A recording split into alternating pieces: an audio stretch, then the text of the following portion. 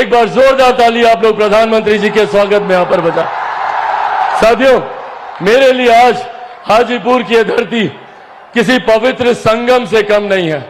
आज यहां पर 3 ऐसी मजबूत शक्तियां मौजूद हैं जिन्होंने मेरे पिता के जाने के बाद मेरे कठिन समय में मुझे संभालने का काम किया, मेरा संरक्षण करने का काम किया।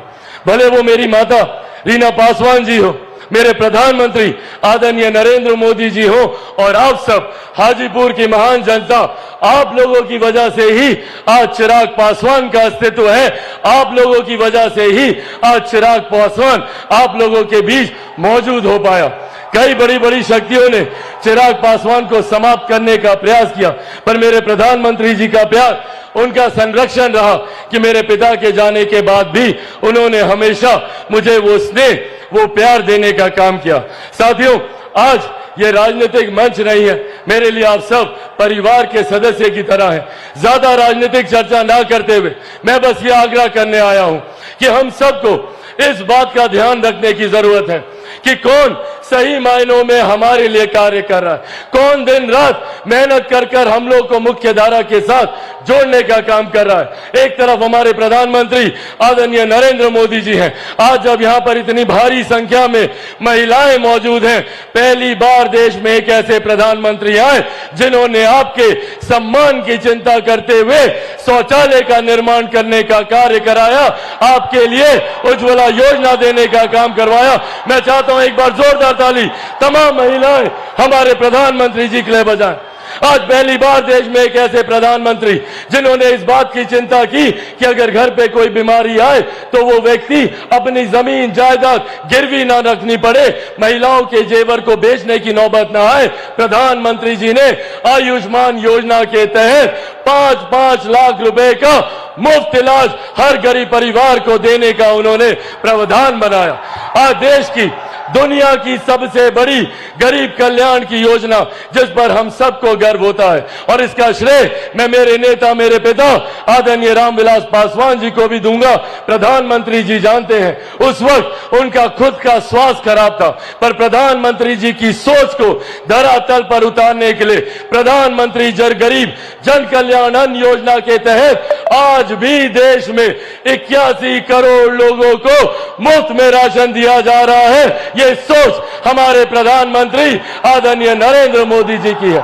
जहां हमारी सरकार ने सरहद से सीमाओं को सुरक्षित रखा, अंतरिक्ष के माध्यम से विकास के कार्यों को गति दी, जहां किसान सम्मान निधि के माध्यम से हर गरीब, हर मजदूर की चिंता करने का प्रधानमंत्री जी ने कार्य किया, तो वहीं आज भी कुछ विपक्षी दल के नेता हैं जो आप लोगों के बीच, हम लोगों के बीच घूम घूम कर भ्रम फैलाने का कार्य कर रहे हैं। कौन है ये लोग? ये वही लोग हैं जो 90 के दशक में लाठी में तेल पिलाने का काम करते थे।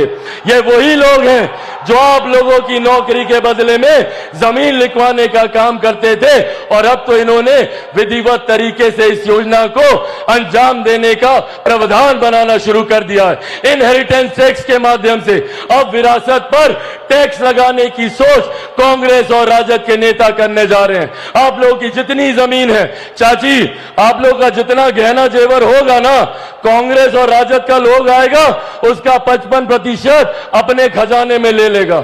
ये हम लोग को याद रखने की जरूरत है कि किस तरीके से हम लोगों का थोड़ी बहुत संपत्ति जो भी अर्जित की गरीब किसान, गरीब मजदूर या महिलाओं ने, उसको भी हड़पने की सोच कांग्रेस और राजद के लोग रखते हैं और भ्रम फैलाने का ये लोग काम करते हैं, झूठ बोलने की बात करते हैं। कभी कहेंगे संविधान खत्म हो जाएगा, कभी कहेंगे आरक्षण समाप्त हो जाएगा, तो कभी कहेंगे कि लोकतंत्र की हत्या हो जाएगी। ये लोग लोकतंत्र की बात करेंगे जिन्होंने सन 75 में आपातकाल लगाकर सही मायनों में लोकतंत्र की हत्या करने का काम किया।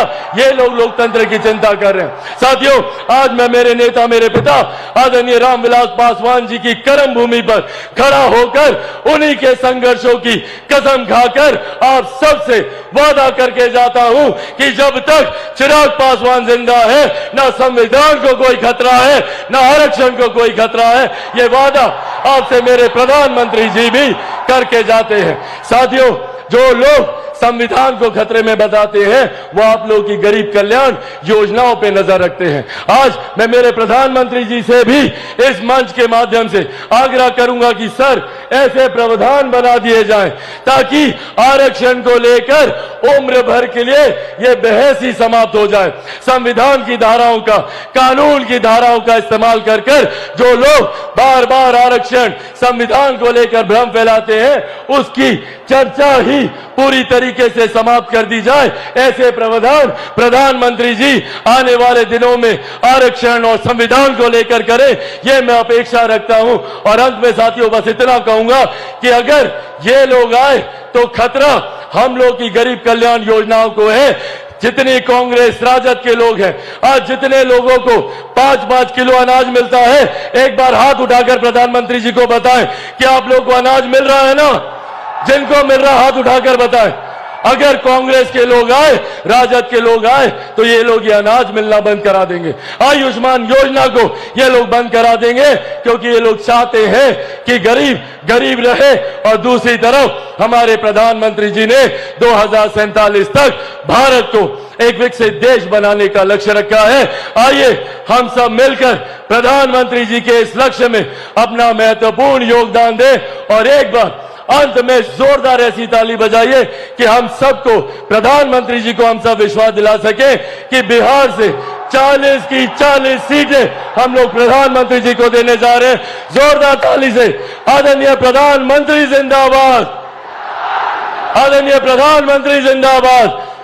अंत में साथियों पुनः मेरे पिता की इस धरती को मैं नमन करते हुए अपने पिता को एक बार फिर से इस मन से श्रद्धांजलि देता हूं। मेरी मां, मेरी ताकत यहां पर मौजूद है, एक बार उनको इन चरणों में भी नमन करते हुए आदरणीय रामविलास पासवान अमर रहे, आदरणीय रामविलास पासवान अमर रहे, एनडीए गठबंधन जिंदाबाद। बहुत बहुत धन्यवाद साथियों, जय हिंद।